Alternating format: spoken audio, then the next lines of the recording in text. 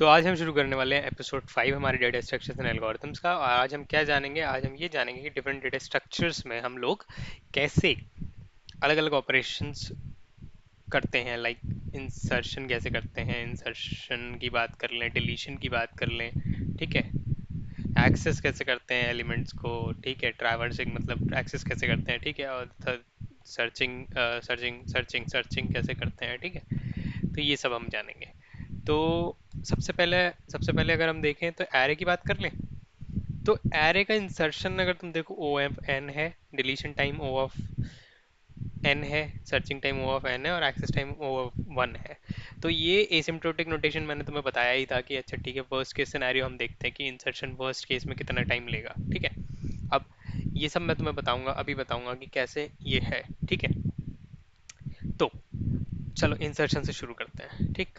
तो मान लो हम इंसर्ट कर रहे हैं कोई वैल्यू।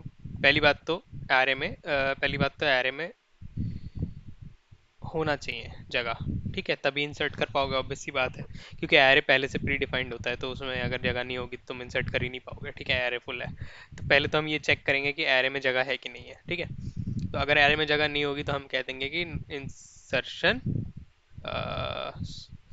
इंसर्शन नॉट पॉसिबल,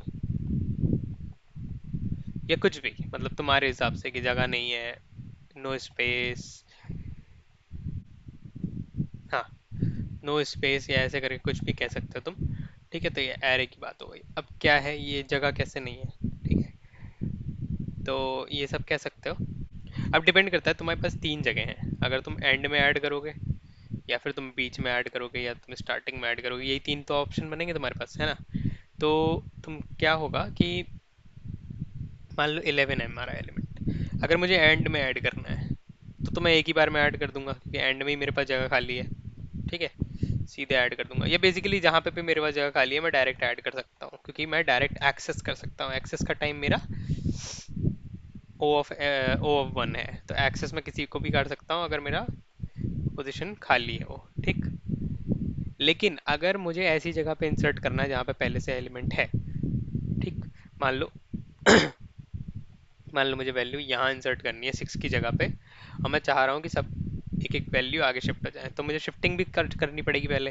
तो इसको इंसर्ट करने से पहले मुझे 8 को इधर शिफ्ट करना पड़ेगा, 9 को इधर करना पड़ेगा, 10 को इधर करना पड़ेगा, 2 को इधर करना पड़ेगा, 1 को इधर करना पड़ेगा, 4 को इधर करना पड़ेगा, 5 को इधर करना पड़ेगा, और 6 को इधर करना पड़ेगा। तब यहाँ पे जाके मुझे 6 में खाली जगह मिलेगी, तब मैं इसको यहाँ पे इंसर्ट कर पाऊंगा, ठीक है। तो देखो ना कितने स्टेप्स लगे।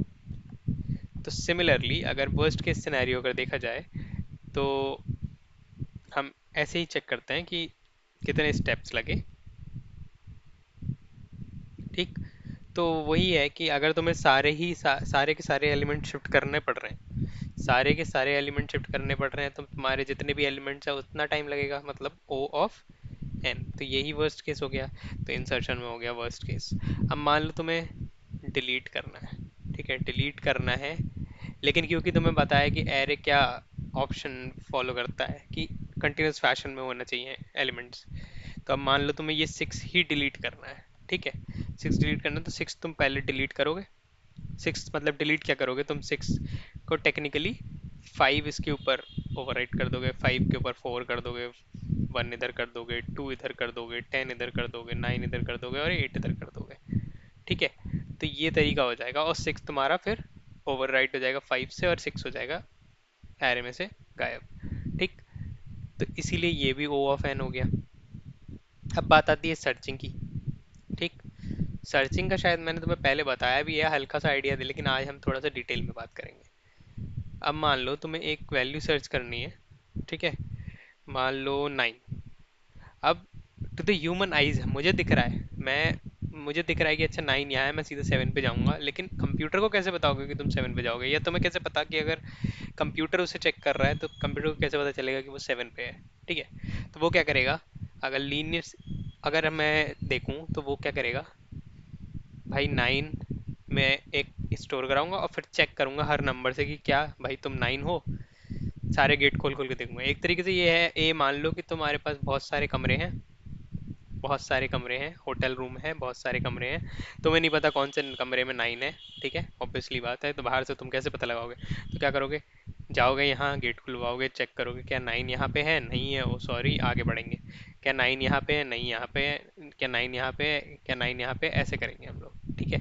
तो एक एक करके हमें जाना पड़ेगा, सारे रूम्स चेक करने पड़ेंगे। तुम्हें नहीं आइडिया है, कोई ऐसा तरीका नहीं है कि फ़ोन वोन अवेलेबल नहीं है तुम्हारे पास कि तुम सीधे 9 से पूछ लो, ठीक है।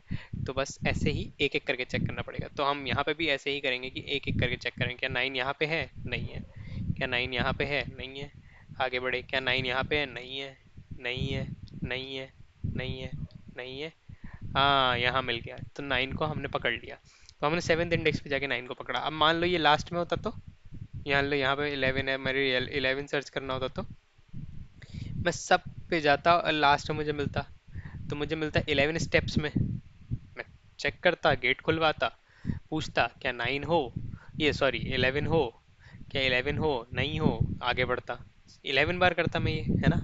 तो ये सर्चिंग भी ओ ऑफ एन है, और इस टाइप की सर्चिंग को एक नाम दिया गया है डेटा स्ट्रक्चर्स और एल्गोरिथम्स की दुनिया में।